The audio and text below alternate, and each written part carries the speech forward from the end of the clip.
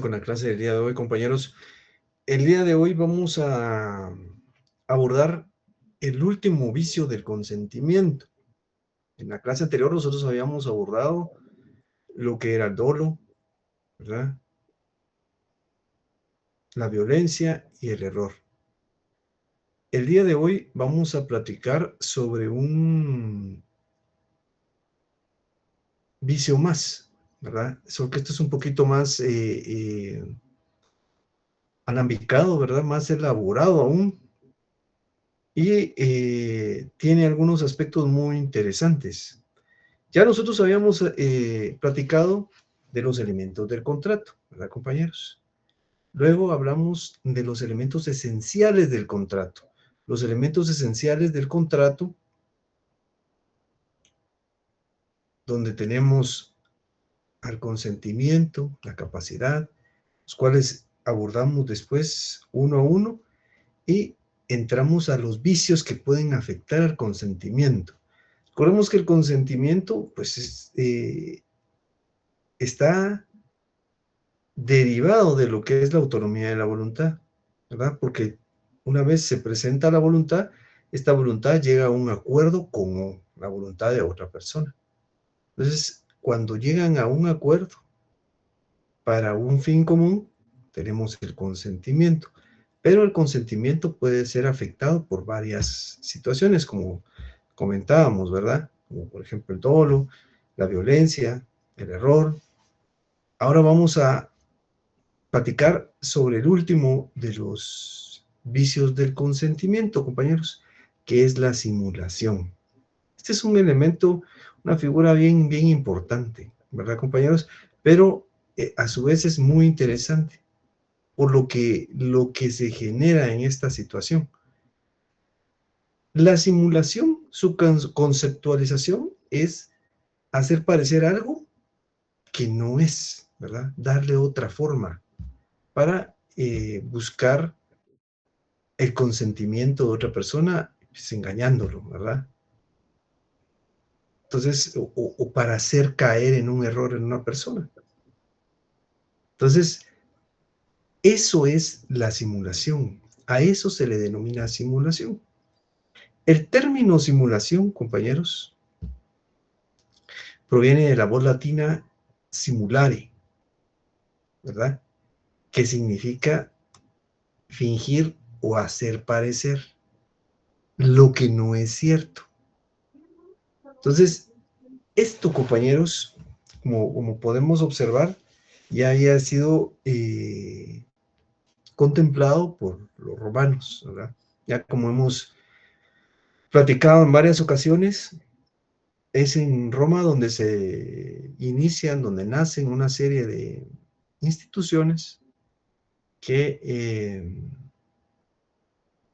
lo que buscan es cubrir ciertos aspectos, pero fueron tan bien hechas, tan acertadas, que lo que ha sucedido es que están aún en nuestra legislación, es decir, han logrado trascender temporalmente, ¿verdad? Y han llegado hasta nuestros días. Por eso es que hay una raíz latina, ¿verdad? La simulación, compañeros, ha sido en determinado momento una figura muy interesante porque en este caso se procura elaborar una situación para buscar el consentimiento o burlar a terceras personas. Tienen situaciones un tanto similares con otras figuras de los vicios, como por ejemplo el engaño, ¿verdad? Que puede ser algo que sí existe, pero no es lo que se tenía que plantear, o es algo que realmente es totalmente inexistente o que es una ficción como tal. ¿verdad? Ya vamos a profundizar sobre esto, compañeros, a establecer por qué para algunos, por qué algunos de estas situaciones, algunas de los casos de la simulación es, se plantean como una ficción total, como algo que de verdad no existe, y algunos se plantean como algo que sí existe, pero que no es lo que se debió presentar, ¿verdad? Mostrando una cosa totalmente distinta. Veamos, compañeros, nuestro Código Civil. Veamos el artículo 1284. El artículo 1284 establece: la simulación tiene lugar, primero, cuando se encubre el carácter jurídico del negocio que se declara, dándole la apariencia de otro de distinta naturaleza. Segundo, cuando las partes declaran o confiesan falsamente lo que en realidad no ha pasado o no se ha convenido entre ellas. Tercero, cuando se constituyen o transmiten derechos a personas interpuestas para mantener desconocidas las verdaderamente interesadas. Entonces, aquí lo que vemos es que hay una elaboración bastante grande, ¿verdad, compañeros? Con el ánimo de no solo obtener el consentimiento, sino que aquí también opera la defraudación para acreedores, para evitar cumplir, por ejemplo, con una obligación. Muchas veces surge esta figura. Entonces, por eso es que se toma como una figura un tanto aparte de lo que de lo que son los vicios del consentimiento, porque no solo afecta el consentimiento como tal, sino puede afectar otras situaciones como el hecho de una defraudación de los acreedores. Y ahorita vamos a ver por qué. Veamos la siguiente diapositiva.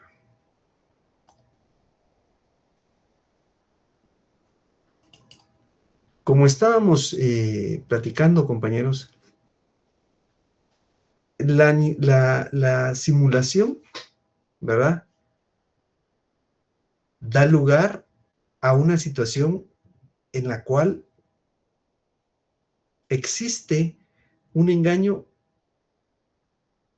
en algo que de verdad, o sea, lo que existe es el engaño y la simulación. Se está simulando una situación que no existe. Esa sería el primer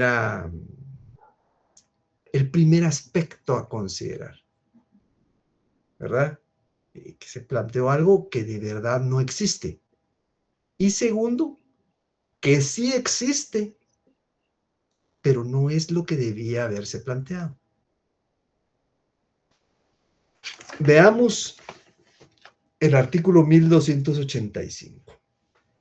La simulación es absoluta cuando la declaración de voluntad nada tiene de real, y es relativa cuando a un negocio jurídico se le da una falsa apariencia que oculta su verdadero carácter.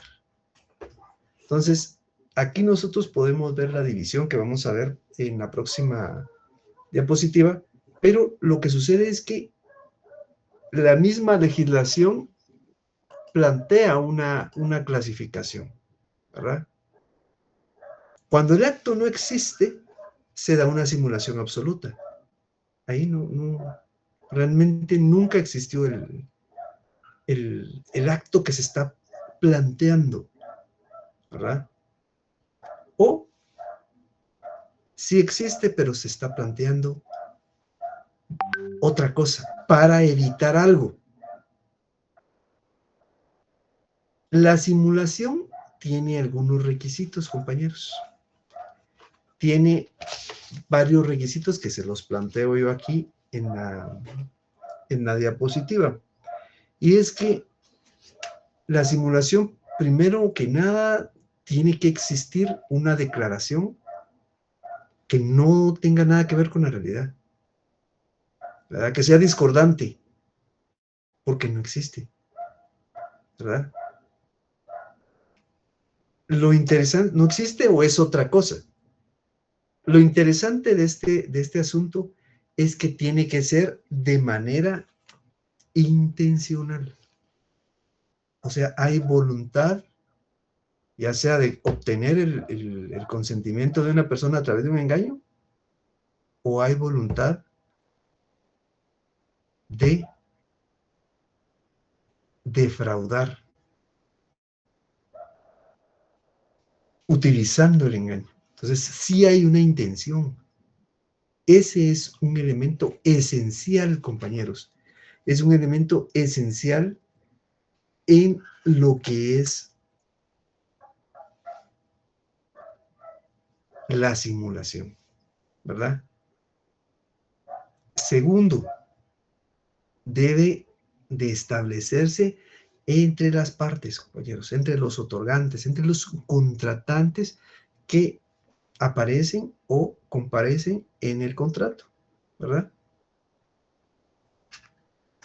Y la finalidad que tiene es engañar, ¿verdad? Engañar a terceros. Fíjense que lo interesante de la figura es que como es muy amplia, ¿verdad, compañeros? En el sentido del asunto en el cual se puede plantear con donde no solo es el consentimiento, por eso es que se aborda de una manera eh, individual, porque como les digo, aquí también hay defraudación para los acreedores, pero en este caso, como nosotros lo estamos viendo desde el punto de vista como un vicio del consentimiento, el fundamento para eso lo tenemos en el artículo 1257, que es donde se inician los vicios del consentimiento. Dice el artículo 1257, es anulable el negocio jurídico cuando la declaración de voluntad emane de error, de dolo, de simulación o de violencia. La nulidad puede pedirla o demandarla a la parte que hubiere causado el vicio. Entonces, con esto nosotros podemos darnos cuenta que también el vicio es una situación que afecta al consentimiento, ¿verdad? Y que esto encaja dentro de lo que es un vicio. Porque sí se puede obtener el consentimiento simulando una cosa que no es. Pero como les digo, es una situación bastante más amplia. Estos requisitos que se están planteando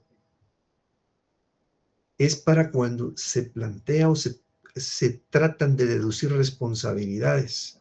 Entonces es un juez el que tiene que establecer si realmente hubo una intención, ¿verdad? De engañar a otra persona o a terceros. Lo que sucede es que en estos casos también se da la defraudación, compañeros, la defraudación de acreedores, porque muchas veces a raíz de esta situación no se puede, no puede el acreedor obtener el pago.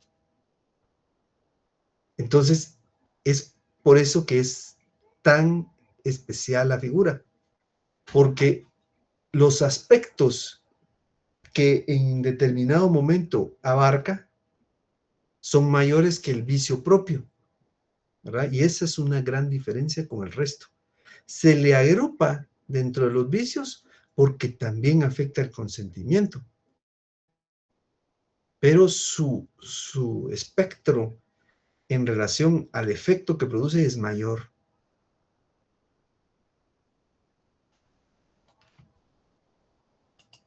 Veamos ahora, compañeros,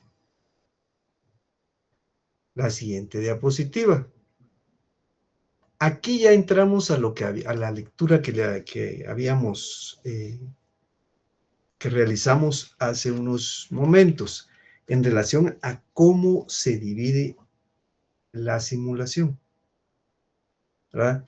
El artículo 1285 establece la simulación es absoluta cuando la declaración de voluntad nada tiene de real y es relativa cuando un negocio jurídico se le da una falsa apariencia que oculta su verdadero carácter. Fíjense que Aquí ya les traslado yo en la diapositiva la clasificación, ¿verdad? Simulación absoluta y simulación relativa. El caso es, compañeros, que en la simulación absoluta, ¿verdad? Se puede presentar en dos casos. Primero, que los contratantes, ¿verdad? Declaren algo que no existe, ¿verdad? Que para nada ha ocurrido, ¿verdad? Que no se haya planteado. Primero. Y segundo, cuando las partes constituyen o transmiten derechos a personas interpuestas para mantener ocultas a las verdaderas interesadas. Puede ser en el caso, en el primero, ¿verdad? Se va a establecer la transmisión de dominio. El dominio es sinónimo de propiedad, compañeros. Resulta que una persona otorgó un contrato de mutuo, que es un préstamo. Pero resulta que, o sea, dio en garantía su casa, pero resulta que no paga, ¿verdad? Entonces el acreedor viene y dice, bueno, vamos entonces a ejecutarlo, es decir, a plantear un proceso de ejecución y a quitarle su casa para hacerme de pago con lo que me quedó a deber, porque no me pagó. Pero resulta que él ya ha vendido la casa,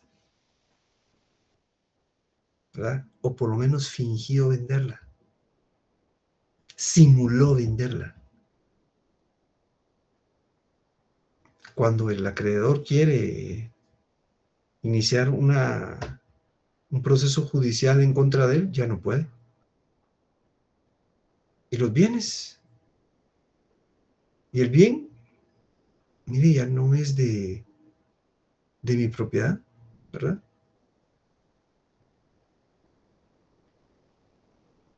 Ya no, aquí realmente yo ya no poseo ese bien.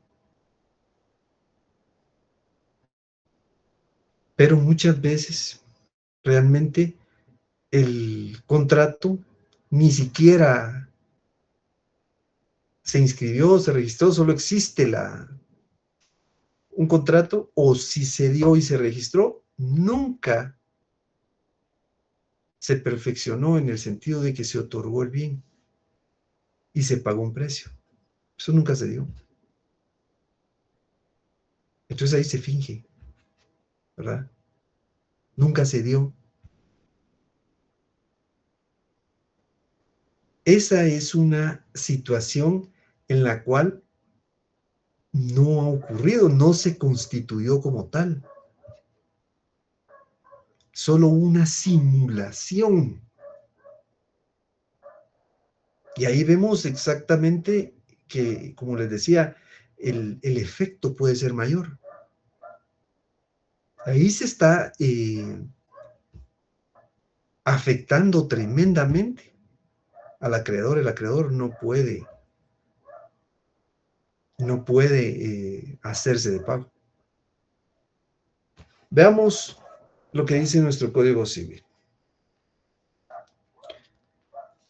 El artículo 1286 dice: la simulación absoluta no produce ningún efecto jurídico. En este caso no hay, como no es algo que no se constituyó, es algo que se simuló, entonces no se puede constituir algo de una manera que los efectos puedan afectar a terceros como debe de ser. Los afecta, pero de una manera anómala, ¿verdad? No los afecta de una manera concreta y como la ley establece. Porque ahí lo que debería de haber pasado es que, bueno, sí, mire, no pagó, bueno, entonces me quedo con el bien y ya. se cumple la obligación. Pero en este caso no es así. Y una cosa muy similar es en el segundo de los casos, ¿verdad? Cuando las partes constituyen o transmiten derechos a personas interpuestas, ¿verdad? Para mantener ocultas a los verdaderos interesados. Cuando en determinado momento, volviendo al tema de la compraventa, que es el contrato en el cual se puede plantear de una manera más clara, los derechos que en determinado momento debieron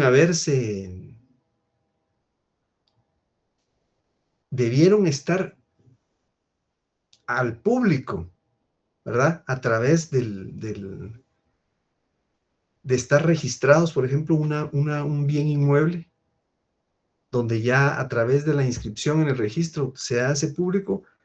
En este caso, se hace de esa manera para mantener ocultas otras situaciones. Una cosa similar es la defraudación, ¿verdad? La defraudación a los acreedores cuando de repente, mire, yo ya dispuse de esos bienes. O se inicia un procedimiento usted utilizó una tarjeta de crédito y bueno, mire, él tiene tales bienes, pero ya dispuso de ellos, ¿verdad? Entonces ahí las personas fingen, ¿verdad, compañeros?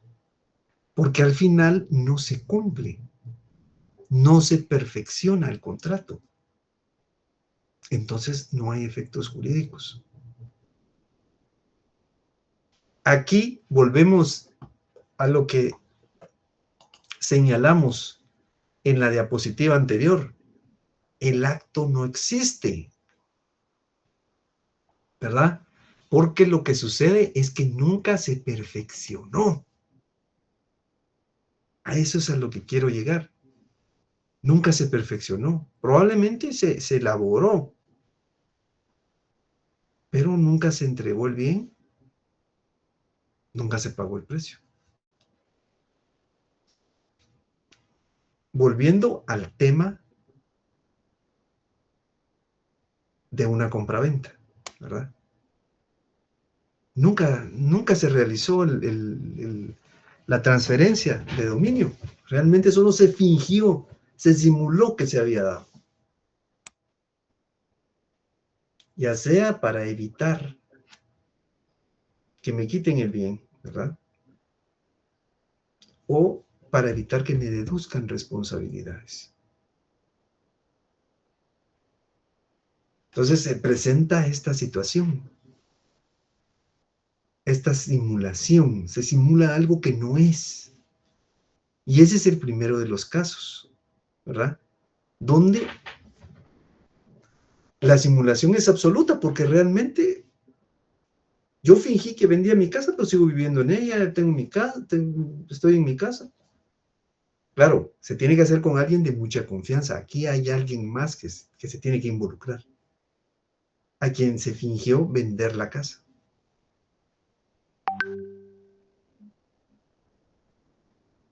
Ahora, nuestra legislación, precisamente, en el artículo 1285, habla también de otro tipo de simulación. El primer párrafo dice: la simulación es absoluta cuando la declaración de voluntad nada tiene de real. Y segundo, y es relativa cuando a un negocio jurídico se le da una falsa apariencia que oculta su verdadero carácter. También en el artículo 1286, en el segundo párrafo, dice: la simulación relativa, una vez demostrada, producirá los efectos del negocio jurídico encubierto, siempre que su objeto sea lícito. ¿Qué quiere decir esto, compañeros? Ya vimos que en la simulación absoluta, aquí lo que pasa es que se finge, a pesar de que se desarrolla un documento, se facciona, se elabora un documento, ¿verdad? Incluso puede registrarse, pero realmente el contrato nunca se perfeccionó. Ahí hay una simulación, porque yo continúo con el bien. En la simulación relativa hay otra situación, se plantea otra situación. Aquí sí se realiza un acto jurídico, pero distinto al que debió haberse planteado. Fíjense que en la transmisión de dominio, que les pongo este ejemplo porque es bastante más claro y aquí sí se puede observar totalmente cómo se pueden dar estas figuras. En la simulación relativa, compañeros, se da una situación. Y es que yo puedo, en algún momento, plantearla, pero sin incurrir en un elemento o en una situación tan radical como la simulación absoluta. Fíjense que la transmisión de dominio tiene varias formas, se presenta de varias formas. Se presenta de la forma que es más usual, que es la compraventa, ¿verdad? Alguien entrega un bien y otro paga el precio por el bien. Pero también puede existir la donación. Y la donación es como un obsequio, es un regalo. Yo puedo donarle mi casa a mi papá, ¿verdad? El único que tiene las obligaciones en ese tipo de contratos es el donante. En este caso sería yo, ¿verdad? Mi señor padre no. Él no tiene las obligaciones, solo los derechos. Por eso se dice que la donación es como un regalo, es como un obsequio. Y tenemos a la permuta, ¿verdad? El intercambio. Les comento esto para trasladarles el siguiente ejemplo. Resulta que yo vengo y quiero adquirir un bien. Pero resulta que de impuesto es mucho, tengo que pagar mucho. ¿Verdad? De conformidad con el precio, es una primera venta, tengo que pagar el 12%, la casa está cara. Entonces, ¿qué hago? Utilizo otra de las vías que establece la ley. Utilizo la donación, ¿verdad? Al utilizar la donación, como ahí no hay un precio, ¿verdad? Sino hay una estimación, se estima. Yo estimo este bien que le estoy dando en cierta cantidad. Puede ser mucho menor. Entonces ahí estoy evadiendo lo que realmente quería, que no era pagar menos impuestos. Entonces, una vez yo pago menos impuestos, realmente aquí sí se dio un acto jurídico, ¿verdad? Un negocio jurídico bilateral. Pero no era el que debía haberse planteado. Porque aquí estoy pagando menos impuestos. Entonces, eso, compañeros, es una simulación relativa, porque aquí no es que no se haya fingido todo. Al contrario, aquí sí existe un acto, ¿verdad? Pero es distinto al que debió haberse planteado. Eso se le denomina simulación relativa. Lo que sucede es que sí produce efectos jurídicos, ¿verdad? Veamos lo que dice nuestra legislación.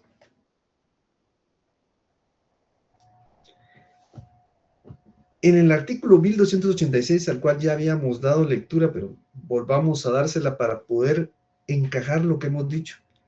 La simulación absoluta no produce ningún efecto jurídico, ¿verdad? No existió.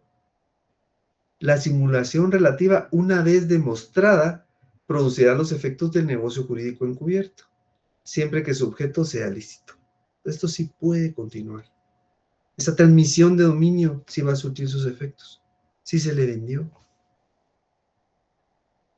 El artículo 1287 establece: la simulación no anula el negocio jurídico cuando no tiene un fin ilícito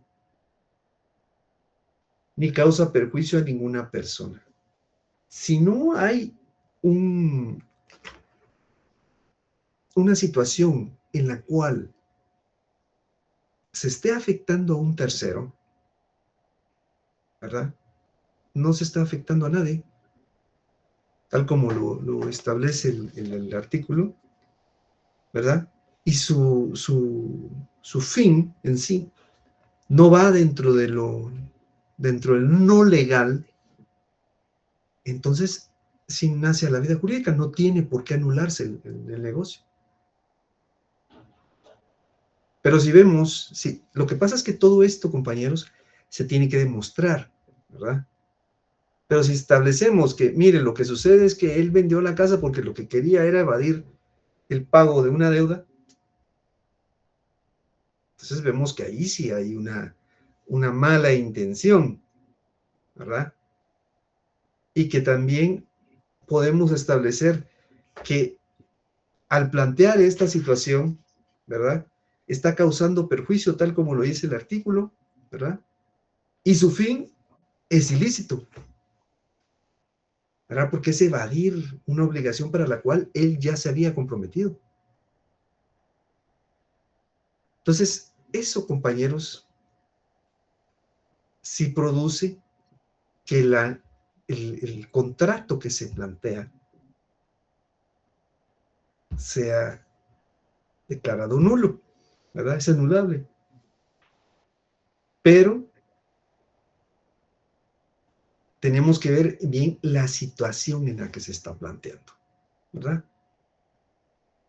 Porque las partes contratantes saben exactamente lo que se está desarrollando y por qué se está desarrollando.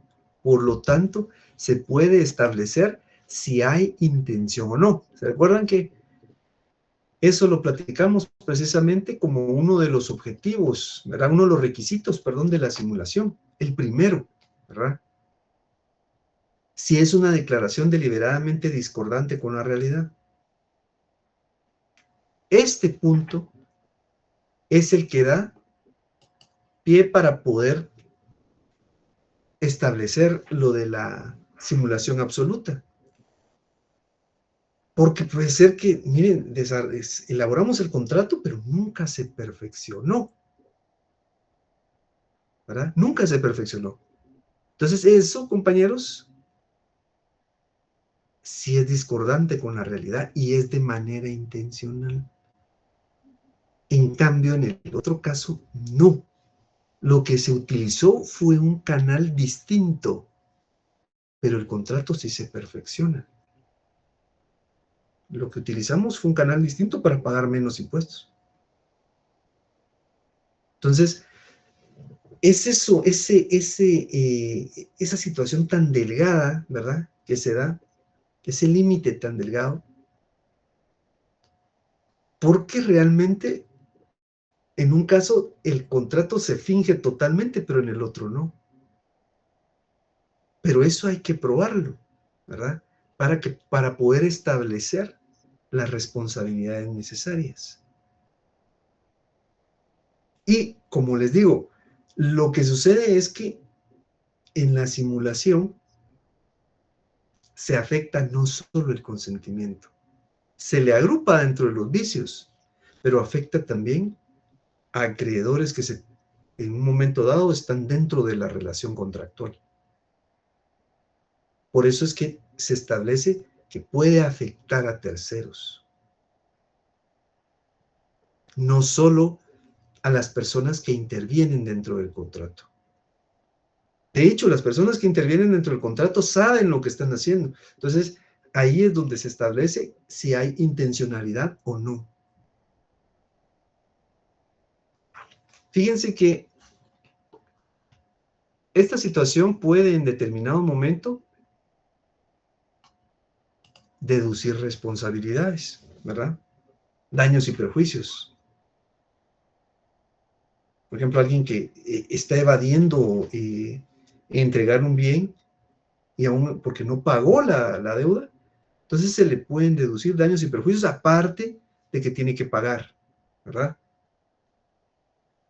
Los efectos que producen ambas simulaciones, compañeros,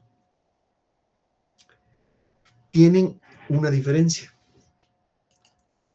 Porque en el caso de la simulación relativa, ¿verdad? Ya vimos que en la simulación absoluta pues no hay, pero en la simulación relativa, ahí se producen efectos jurídicos, ¿verdad? Solo que produce los efectos jurídicos del acto que se utilizó, ¿verdad? No del que se debió haber utilizado. Entonces, eso es de tenerlo en consideración, porque ahí sí produce efectos jurídicos. Miren, fíjense que lo que pasa es que se trasladó el dominio, pero no a través de la compraventa, sino se hizo una donación. Sí, pagó menos impuesto, pero alguien que esté afectando eso tendría que comprobar si realmente se realizó un contrato de ese tipo para pagar menos impuesto. Habría que probarlo.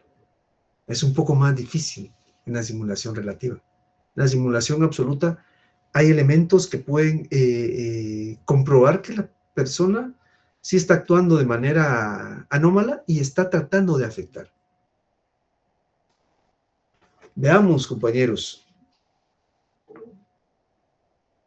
el artículo 1288. La acción de simulación es imprescriptible, o sea, el periodo para poder plantear o deducir las responsabilidades no tiene periodo, ¿verdad?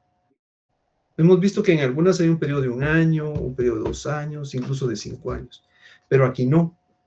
La acción de simulación es imprescriptible entre las partes que simularon y para los terceros perjudicados con la simulación.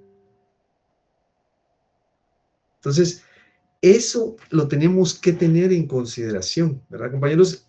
La prescripción, ese plazo que la ley señala para poder plantear algún tipo de acción, no es uniforme en todas las figuras civiles. Como les digo, hay plazos que son de 1 año, plazos que son de 2 años, plazos que son de 5 años, y que es una situación muy especial donde nunca prescribe, ¿verdad? Es imprescriptible. En el artículo 1289 se establece, si la persona favorecida por la simulación ha transferido a otros sus derechos, la acción contra el tercero solo será admisible si la transmisión tuvo lugar a título gratuito. Si la transmisión se operó a título oneroso, la revocación solo será posible si el subadquirente obró con mala fe.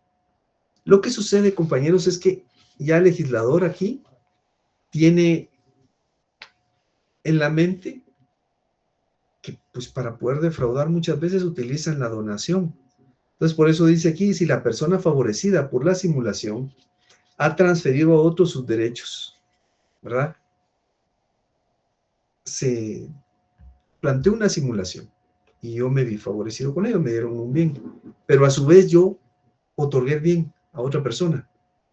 Entonces, en este caso, si la transmisión tuvo lugar a título gratuito, es decir, si fue una donación. Entonces, ahí sí opera precisamente la acción, ¿verdad? Contra la tercera persona.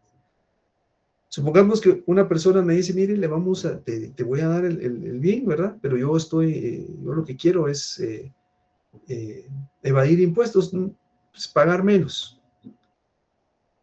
Entonces, resulta que soy yo el propietario, obtengo el bien, pero vengo yo y dispongo de él.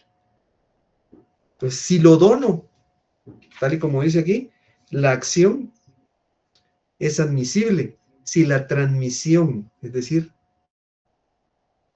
la propiedad se transfirió, tuvo lugar a título gratuito, es decir, por una donación. Y si fue a título oneroso, a través de una compraventa, La revocación solo será posible si el subadquirente obró con mala fe, es decir, él ya sabía que había habido una simulación, que yo había adquirido el bien a través de una simulación. Entonces ya hay mala fe y él lo adquirió así. Esto lo plantea el legislador, compañeros, porque como es una situación un poco delicada, ¿verdad? O sea, hay momentos en los cuales la simulación afecta, como les digo, no solo el consentimiento, no solo afecta la voluntad en concordancia con otra, sino afecta a acreedores, ¿verdad? Hay figuras en las cuales se han planteado para que el acreedor pueda en determinado momento dejar sin efecto una, una adquisición de este tipo. ¿Verdad? Cuando una persona ha adquirido un bien utilizando la simulación con el ánimo de defraudarlo, hay herramientas jurídicas específicamente desarrolladas para dejar sin efecto estas adquisiciones, ¿verdad? Y que el patrimonio vuelva a su propietario, que en este caso es el deudor, y entonces se pueda hacer pago. Entonces vemos que trasciende un poquito más. Por eso es que era necesario particularizar esta figura, ¿verdad? No la incluimos dentro de los otros vicios porque los efectos son mayores, ¿verdad? Hay defraudación de acreedores, ¿verdad? Ya en algún momento ustedes tuvieron la oportunidad de ver la figura denominada acción pauliana, ¿verdad? O revocatoria. Entonces aquí se deja sin efecto una situación de estas, ¿verdad? Donde el deudor ha dispuesto de su bien para no cumplir con la obligación. Entonces, esto es la simulación, compañeros. Ya, como podemos ver, es algo que se ha dado desde hace muchísimos años, ¿verdad? Desde el tiempo de los romanos ya existía esta situación, la defraudación. Es por eso que en determinado momento surge hasta una clasificación de este tipo. Y en la actualidad, pues, se puede seguir presentando una situación como estas. Por lo tanto, se tiene que dejar eh, sin efecto una situación de estas cuando ya se plantea una acción judicial en contra de un negocio que se ha visto afectado por esto. Porque esto, como les digo, afecta muchas situaciones, muchos aspectos, ¿verdad? E incluso pueden existir terceras personas que adquieren el bien de una persona que ha adquirido la propiedad del bien a través de una simulación, tal y como lo establece el último artículo que leímos, ¿verdad? El artículo 1289. Entonces, compañeros, dudas, preguntas sobre la simulación. No, yo tengo una duda, licenciado. Muy bien, compañero, a ver. Gracias. Entonces, la simulación, por así decirlo, solo se ve castigado si es que pues alguien pone algún tipo de denuncia o cómo Sí, se... sí, así es. O sea, Ok. la simulación como tal, yo puedo darme cuenta, pero realmente quien la tiene que declarar es un juez. ¿Verdad? Tiene que decir, mire, el contrato, la acción esta fue simulada, ¿verdad? Entonces, se le deducen responsabilidades a quien ha incurrido en una situación como esas. Gracias, licenciado. A la orden, compañero. A ver, la compañera Xiomara Contreras. Sí, buenas noches, licenciado. Fíjese que yo tengo una duda. ¿Qué relación tendrá el contrato usurario con esta simulación? El contrato usurario. Mire, lo que sucede es que en el contrato usurario no es que se esté simulando nada. Ahí simplemente los, las condiciones que se plantean en un contrato de ese tipo están totalmente desfasadas y desbordadas, ¿verdad? Afectan, o sea, está totalmente desequilibrado, a eso voy. Eso no pasa aquí porque el contrato usurario sí nace a la vida jurídica. Ahí no se está simulando nada. De hecho, lo que hacen ellos es que incluso saltan algunas etapas, como por ejemplo, mire, le voy a dar un préstamo, pero de una vez me firma el contrato de compraventa y me da, entonces ya su casa pasa a mi nombre. Si usted me lo paga, perdón, si usted me lo paga, entonces elaboramos otro contrato donde se regresa la propiedad a su favor, pero no están simulando nada. No están simulando, mire, aquí vamos a realizar esto porque el acreedor ya me va a quitar la casa. No, ahí no hay simulación. Simplemente las condiciones son desproporcionadas entre una persona y otra. Excelente, gracias, licenciado, muy amable. A la orden, compañera. ¿Alguna otra pregunta, compañeros? Fíjense, compañeros, que yo quería hacerles un comentario. Creo que todavía no ha aparecido la fecha para exámenes parciales, pero en el momento en el que sepamos ya la fecha del examen, yo les voy a trasladar un laboratorio, compañeros, con todas las preguntas que engloben el contenido que hemos abordado, ¿verdad? Y eso les va a servir para estudiar para su examen. Gracias, Lic. Muy bien, compañeros. Se los comento, creo que ya vamos más o menos en las fechas, ¿verdad? Entonces, gracias, Lic.